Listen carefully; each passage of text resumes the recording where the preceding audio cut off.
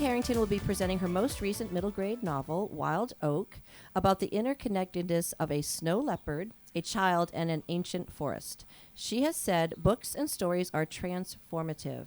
They ignite the magic and power of the imagination, whatever your age, whether you are a child seeing the world for the first time or a fully grown up person, and you've seen it all before. Books connect. Books enable us to step into someone else's shoes, to see the world through someone else's eyes, to think, question, and feel from someone else's perspective. In my mind, at least, that matters very much, and that's why I love to write and read I'm so grateful to spend as much time as I can writing. And M.T. Anderson will be presenting his most recent middle grade novel, Elf Dog and Owlhead, a magical adventure about a boy and his dog, or a dog and her boy, and a forest of wonders hidden in plain sight. He has said, I love writing for younger readers. I love their passion. I love their commitment to stories. And I love the way their heads are exploding with all the things that they want to say and do. Thanks to them and to you for reading the things I've written. I hope you enjoy their presentation today.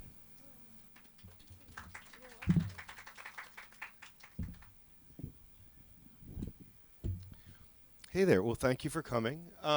So what we were talking about is we'll both read a brief excerpt from our book, and then we'll just have a conversation about our writing, our work, all that kind of thing, and then we'll turn it over to you, and you can ask us whatever questions you will about airplane disasters or whatever.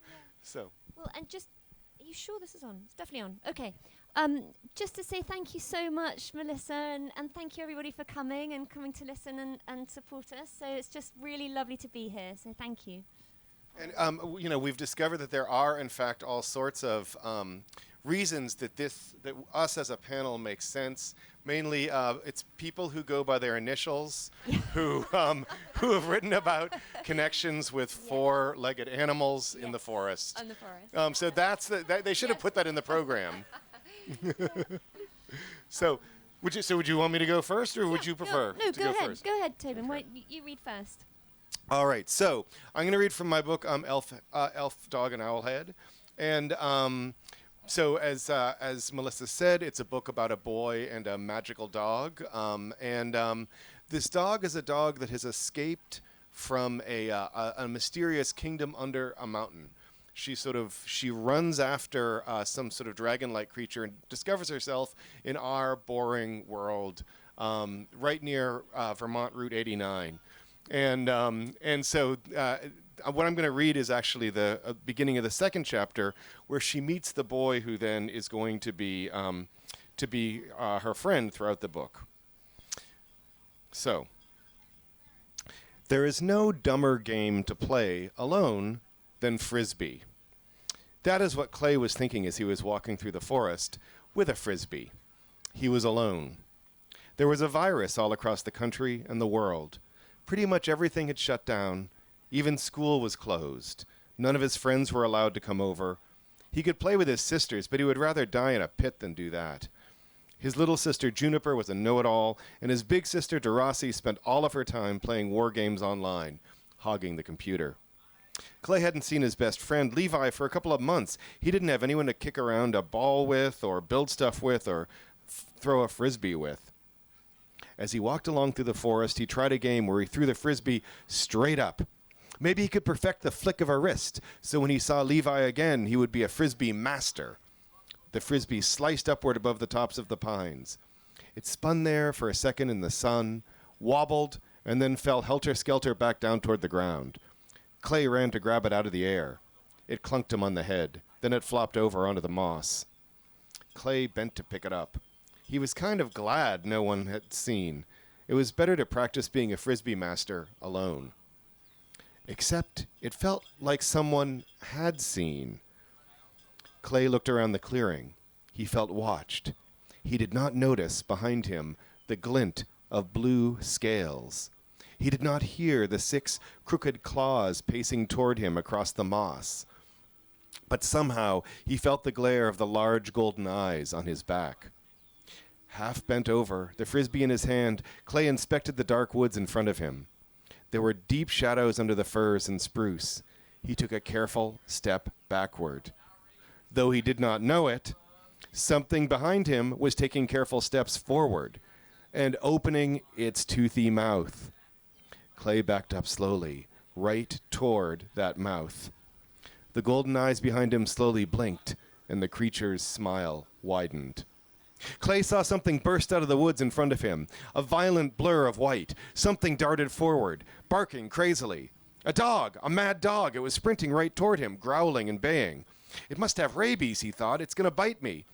He looked around for something on the ground, a branch or a rock, to protect himself. Nothing.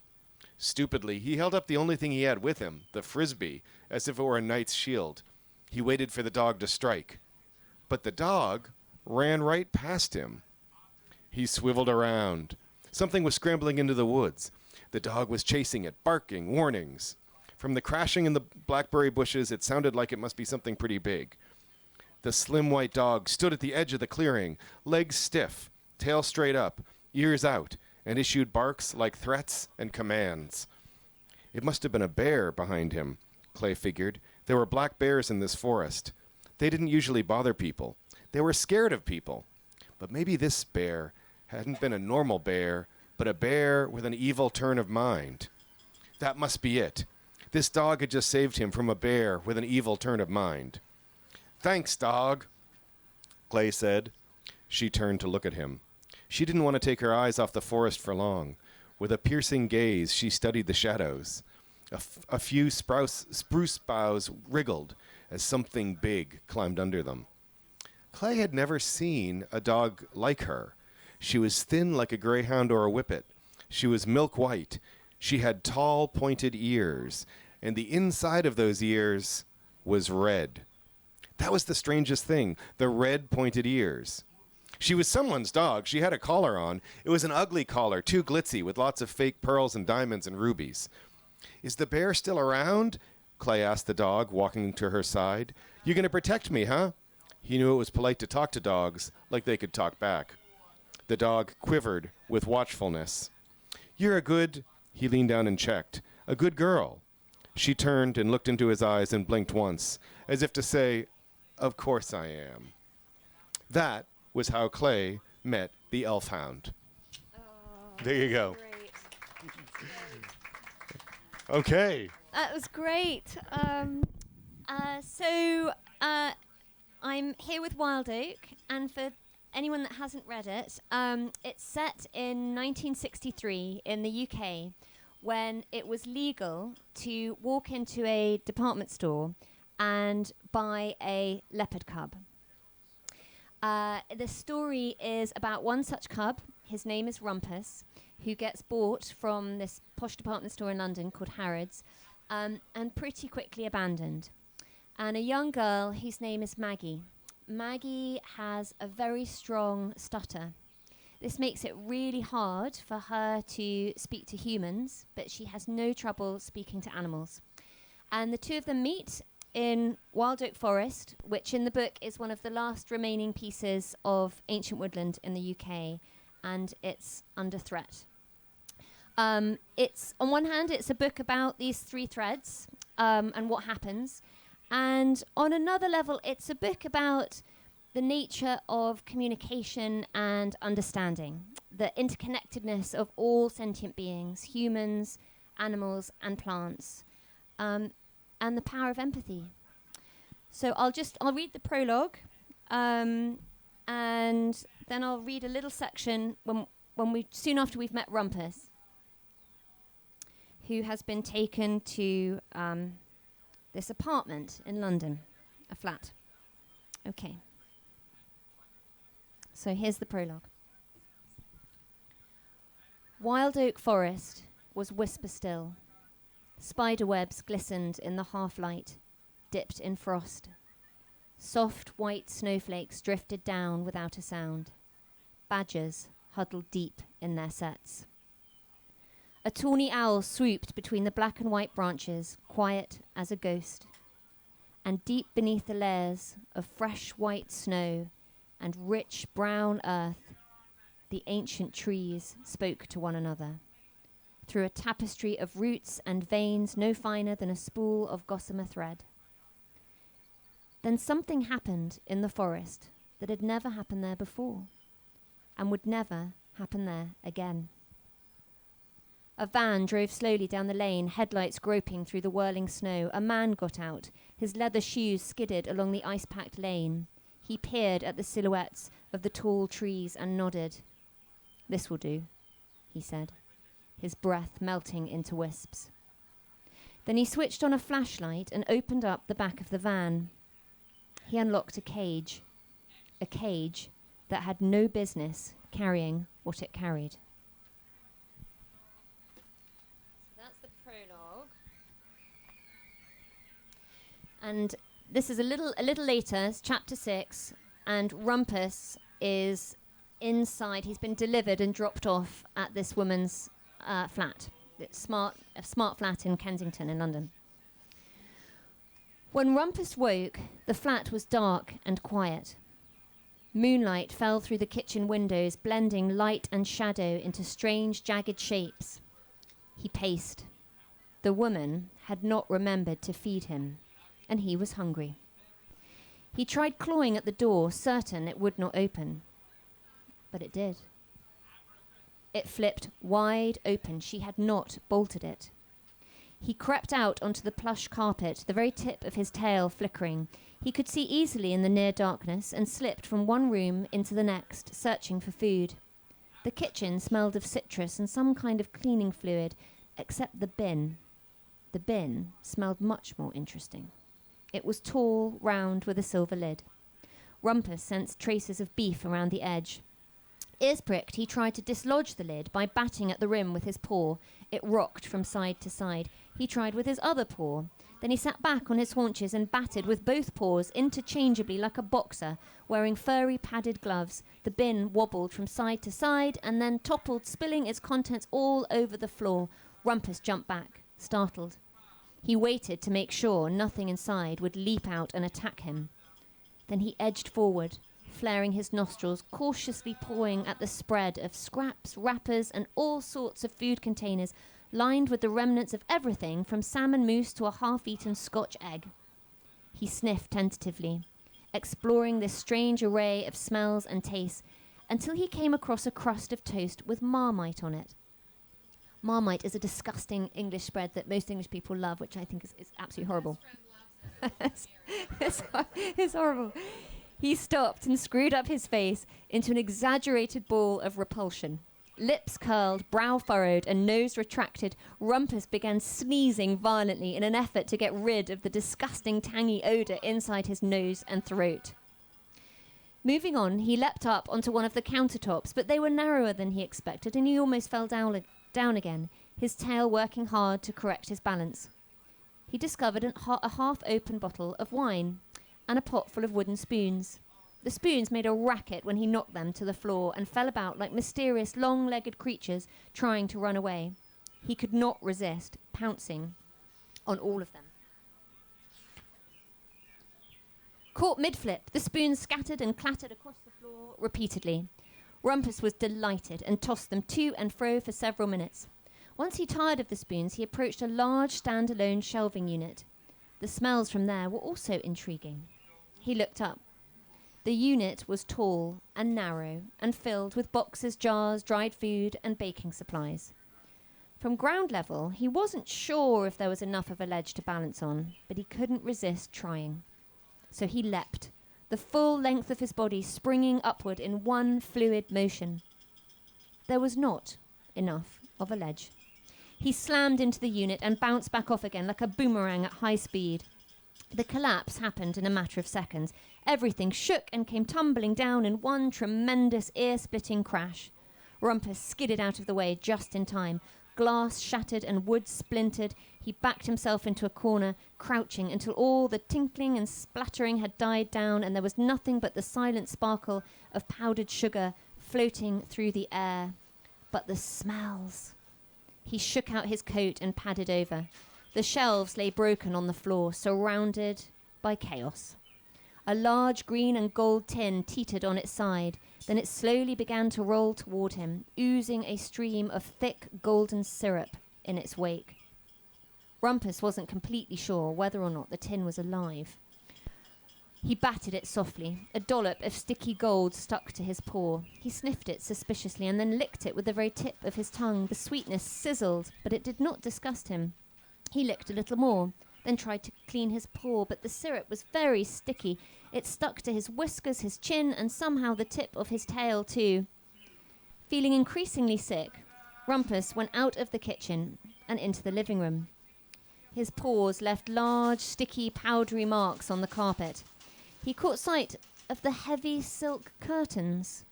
They looked a bit like bald tree trunks. Good for climbing.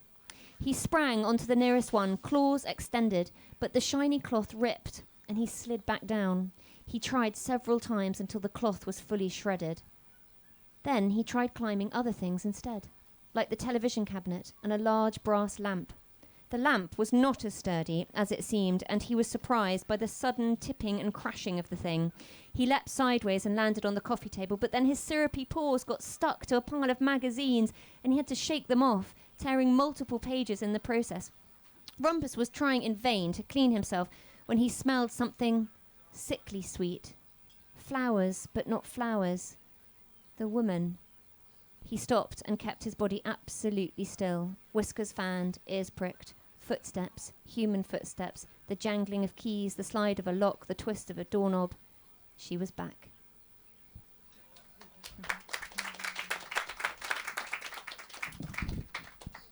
You know, I was realizing, especially with the sticky substance, there's a little bit of Paddington in there. Yes, yes, I love Paddington. I grew up with Paddington. Yeah. So what? But what actually? So tell us what inspired you to write the book. Yeah. So I came across a photo of a woman walking a pet cheetah, and I just thought it had been photoshopped, that it couldn't possibly be real. And so I started to do a bit of research, and then I found out about Harrods and the pet kingdom. And this really was a thing. Right up until 1976, you could go into Harrods and buy lion cubs, tiger cubs, armadillos, elephants. I mean, it was just extraordinary. And so I started researching that, and I found out about Christian the Lion. Have you come across Christian the Lion? No, I don't. Has anyone here heard of Christian the Lion? A few of you, yes. So Christian was a lion cub who was for sale in Harrods, and these two young backpackers bought him. They felt sorry for this cub, and they bought him, and they took him home to their apartment. And pretty quickly, it was clear that an apartment is no place for a lion cub. But it was an amazing story because the conservationist George Adamson from Born Free, I don't know if you're familiar with him.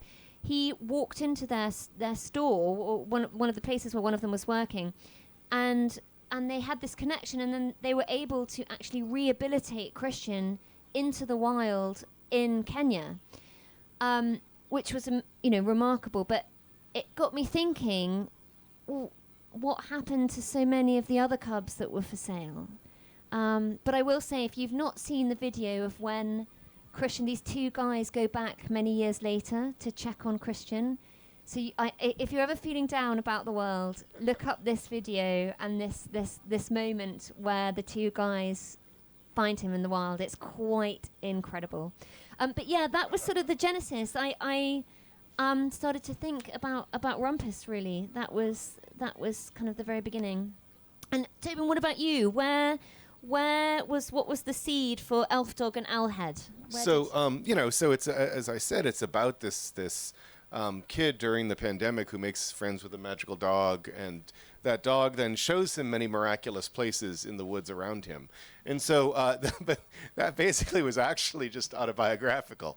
In the months before the pandemic, my very beloved dog, who was about 7.5 years old at that point, got a kind of a death diagnosis. I was told she's going to be gone by the end of the week. You should set up a euthanasia appointment. and that kind of thing. And then instead, I just kept on taking her on walks that week, and the walks got longer and longer, from sort of just a few steps to a half mile, and then she was actually excited by the sight of deer. I live in rural Vermont, so I'm in the middle of nowhere. So, and then, she just didn't die. There was something miraculous that happened, and, I think it's really just that the tumor was not malignant. And so anyway, so she ended up living with me through the pandemic, and I live alone in this very small, ancient haunted house up in the Vermont hills. So it's just me and the ghosts and the dog. So it really, and I just, during that time, and I think that this is one of the reasons, I don't know who actually paired us, but our books are actually like beautifully paired. Yeah, so yeah. I think that this is one of the things we can talk about. Like for me, during that time, I had no other contact with any living being. Who is it?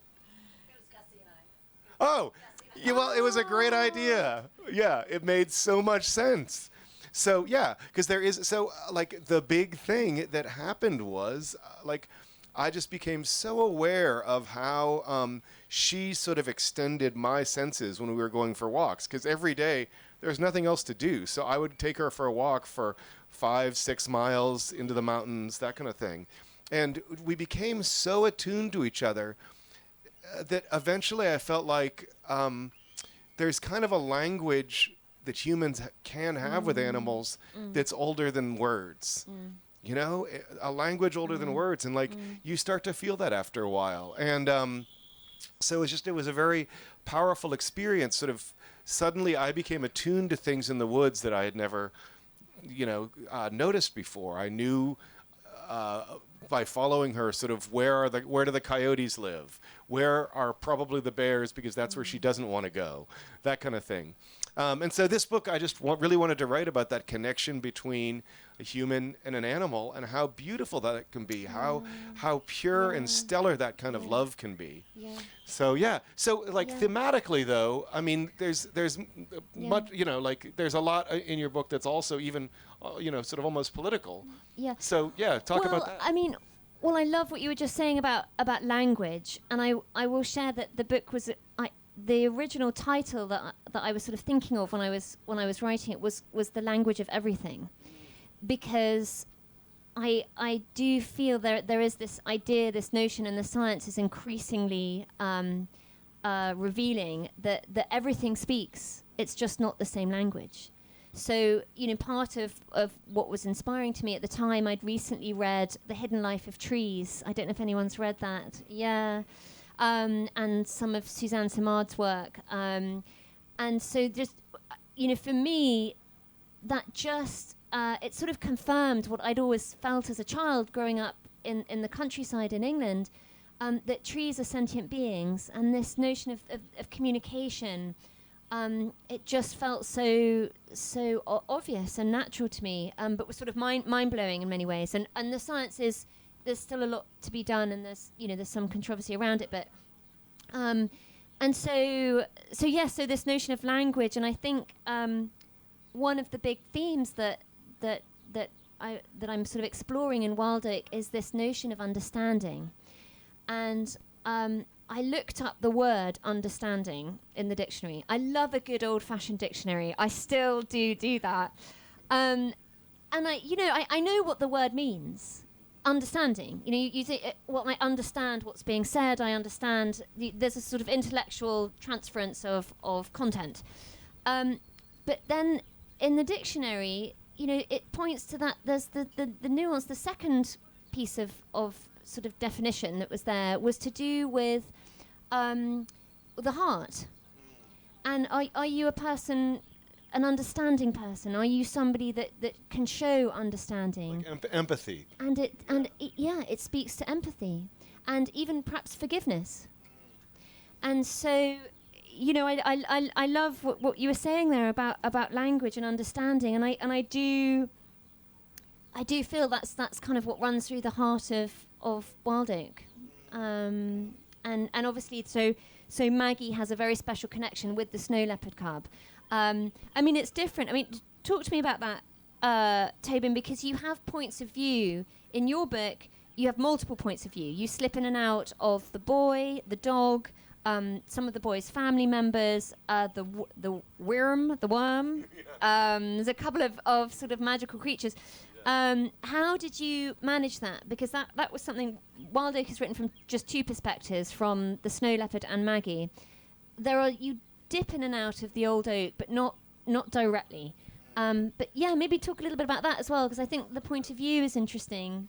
Well, I mean, for me, a part of it was having lived in this kind of intense relationship with this dog. I felt like writing from her point of view somehow became possible, in the sense that I was so deeply attuned to what she was feeling and doing, and she was so deeply attuned to me that I really felt a new level of understanding. I mean, from a scientific point of view, we give animals all sorts of cues that we don't recognize, that they come to be trained to understand as language. Like, the one that I think of is, like, when the fan on my computer goes off, she knew that, oh, he's about to change what he's doing.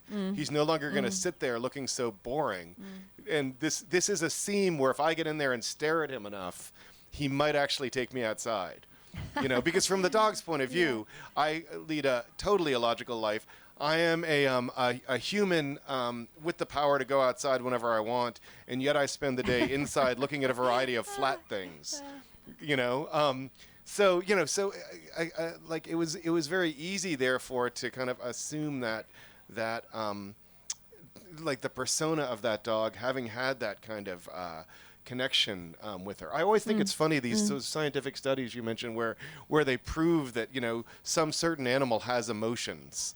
And it's like, anyone who lives with a freaking animal knows that it has emotions. Like with a dog, I think about I read a study where they showed that the dog that there's some kind of cortisol production or something that shows that when they look at their master, they are flooded with a sense of love. And I'm like, yeah, if only there was some kind of like a meter that could show if a dog was excited. You know what I mean? Maybe it could move faster, like when the dog was more excited. You know what I mean? Like, what these morons getting these funding? Anyway, but so yeah. So and you've also talked about, though, for you, it's also about writing this book was also about a return to Cornwall. Do you want to talk about that? Yeah, sure. So I was writing this pre-pandemic, and we were actually living in Colorado for a year, and I was on the side of a mountain in a little cabin, and it was snowy and rocky and icy. And I think that's partly what led to the leopard being a snow leopard. And I was genuinely a bit nervous walking the dog because they have mountain lion. So and I'll come back to that in a second. But I was kind of homesick. I missed England. I missed Cornwall, and so to write the story and have it set in one of my favourite places in the world, it was sort of a way of me going there, if you like. But no, just to go back to the relationship. So your main character has a relationship with a dog. So I had to be quite careful and mindful of that, because Maggie does have this wonderful connection and develops this understanding with this snow leopard cub. But I didn't want to make it seem like this is a good idea to go and buy a wild animal. It's not. It's really, and people still do it, which is so I want tragic. to understand, like, in the chapter you read, that's exactly how I picture it going down if you get a leopard in an apartment. Yeah, like, how could anyone picture anything else? I don't know. Well, yeah, I mean, I think they use cages, and I don't know. But one of the things that, in Maggie's relationship with Rumpus is that she comes to see the world through his eyes. And that's what I think is important. I mean, for you, it was also revealing for you. It enriched your experience of walking through the woods. But I think in this case, it's just so important to think about humans, animals, and plants as sharing this earth. That it's not us as humans, and this earth belongs to us, and these animals belong to us. That was, what I was exploring, I think. and that language and understanding, that empathy, the power of empathy, when you really start to understand someone else's perspective, whether that's a human or an animal or a tree. I mean, I love the forest. It's inspired by a forest in Cornwall that's owned by the National Trust. It's open, it's free to the public. It's a beautiful, beautiful place. And there are, very few pieces of ancient woodland left. So, that was definitely part of what I was getting at. So, like, the personal and empathic becomes political almost, because once you've had that vision, you can't live in the same way. I think so. And, for me, a big inspiration is Dr. Jane Goodall. I don't know how many of you are fans of Jane Goodall. Yeah, and so... I'd love it if someone says, I hate Jane Goodall. I know, but Toby, not everybody knows, has heard of her. I know. And so sometimes I'm rabbiting on, and I'm so excited, and I'm getting sort of a blank look, and like, who? And I'm like, oh, how do you not know? But yeah, no, she's the best. And the epigraph, that I have this quote from her in the beginning, only if we understand will we care, only if we care will we help, and only if we help shall all be saved. And so understanding, I guess it is political. Yeah. It matters. Yeah. It's important today. No, that's now. a beautiful. Yeah. That's a beautiful quote. Yeah. Are we all right for questions? Should we be 50 minutes? There we go. Okay. Thank you, Laura. Sure. Does anybody have any questions? We can carry on chatting for a long time, probably more than the allotted time. One thing we have. talked about the fact that we should discuss that we only use initials. Yes. Because I didn't think about that when the editor said, "What's your writing name?" And I thought, well, Christina Harrington. It's quite a mouthful, so maybe I'll just go with the initials. But then, of course, people say, "Oh, Cece," and I don't respond because I don't. And you get empty. Yeah, empty. Yeah, my editor pointed out my first book was Thirsty by Empty. But no, I just went with it. I was 25, and I was just like, I want to be able to disavow my work at any time. Oh, right. So there you go. Yeah. I'm fine. I'm fine, yeah. thank you. So do people have any questions? Yes. I'm curious about what research or knowledge you had of stuttering. Yeah. It felt like you did it very well. I don't personally have that knowledge, but Yeah. I'm curious what kind of research you did. No, thank you. It's a really important question. So very early on, I'm part of a book club, and my friend had shared this extract from a speech by a man named Dr. Alan Rabinowitz. And in this speech, Dr. Rabinowitz talked about his childhood growing up in the 1960s in New York, having a very strong stutter. And for him, the various therapies that he went through, he got to a place later in his life where he was able to give speeches fluently, and his stutter sort of changed. But for many people, that's not the case. And there was something about, and he was able to talk to animals, but not to humans, really struggled with humans. And there was a particular moment that he shared that was so inspiring to me. And there's a sort of moment in the book where he, that's inspired by this moment, where he goes to the Bronx Zoo and he comes face to face with this old female jaguar, and she's behind the bars. And he leans forward and he looks into the eyes of this beautiful cat and feels this moment of immense connection where he sees that she too is full of emotion and intelligence but cannot get her words out. And he whispers this promise. He whispers to her, he says, "If I ever find my voice, I will speak for you."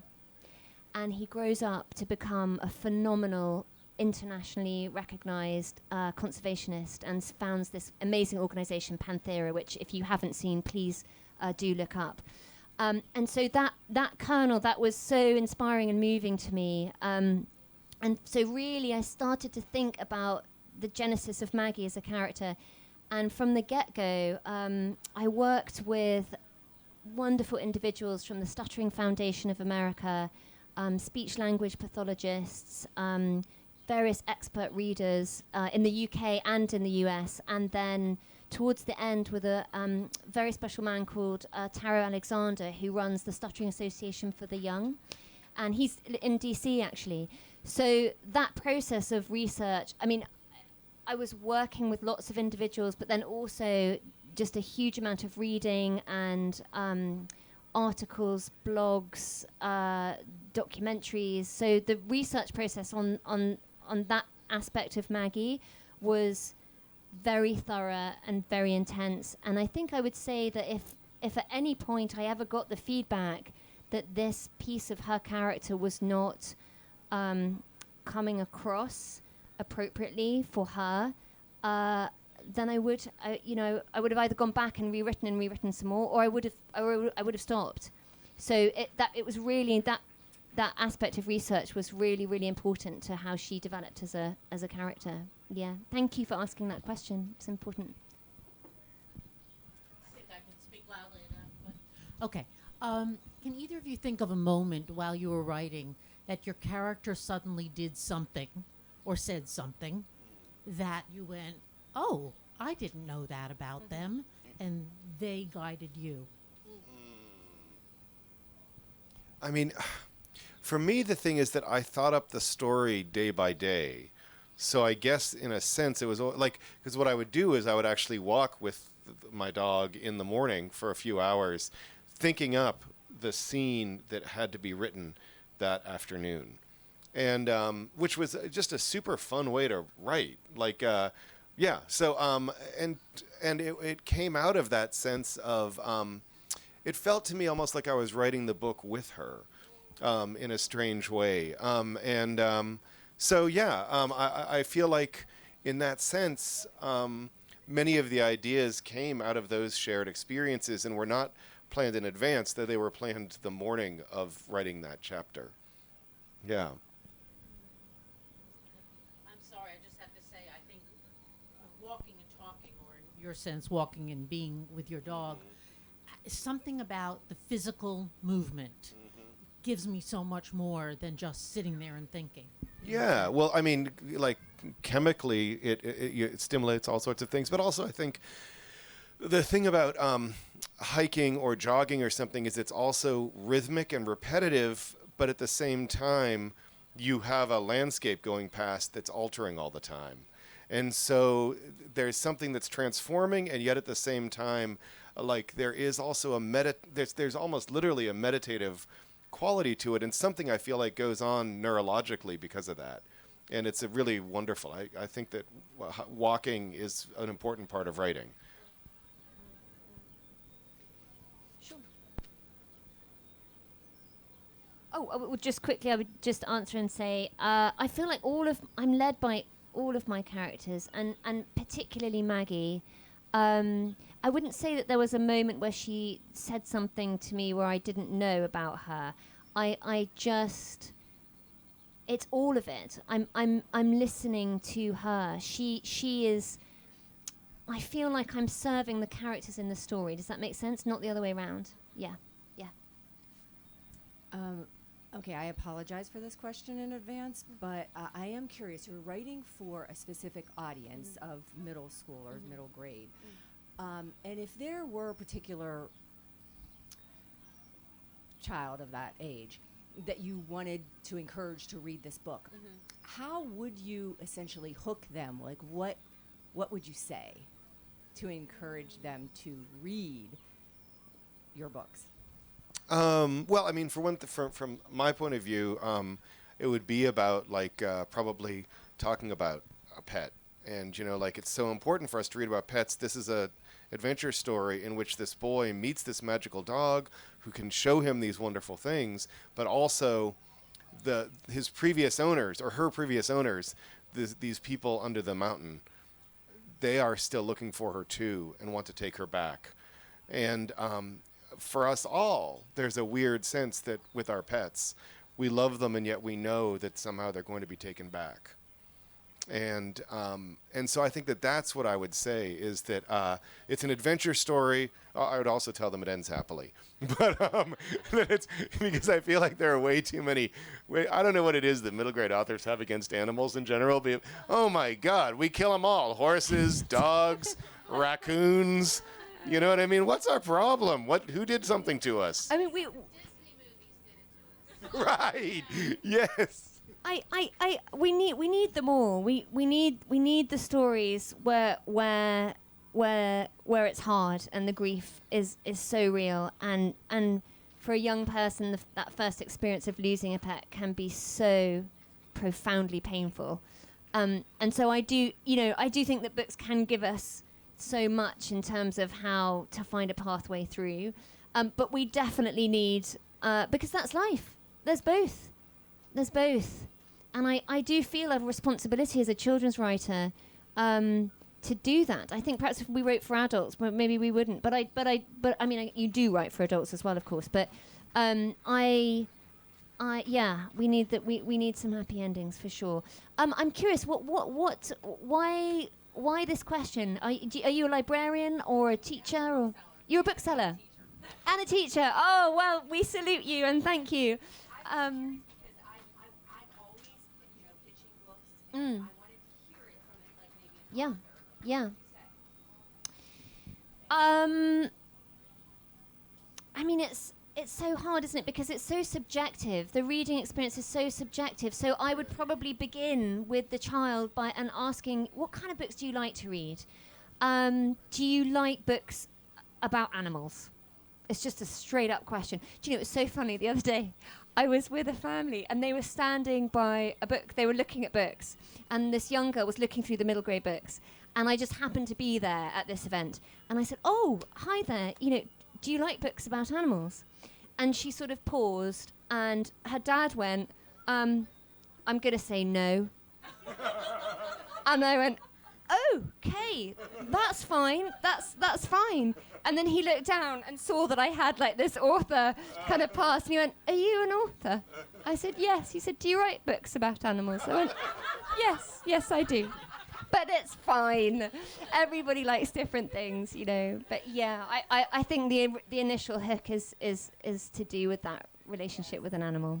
Yeah, which is so beautiful. Well, I start with a question, of course, but then I always like to hear, what about? Yeah. And hearing you talk about it gives me ideas. Yeah. Yeah. You used to be able to walk into a shop and buy a leopard cub. Yeah. That's true. That was a thing. Yeah. Okay, we've got 5 minutes. Does anyone else have any questions? Because I have a question for you if they don't. Sure.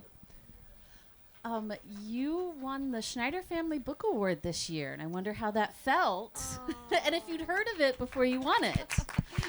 Oh, thank you so much. I had absolutely heard of it, and I had read a number of previous winners, including Song for a Whale by Lynn Kelly, which is a beautiful book.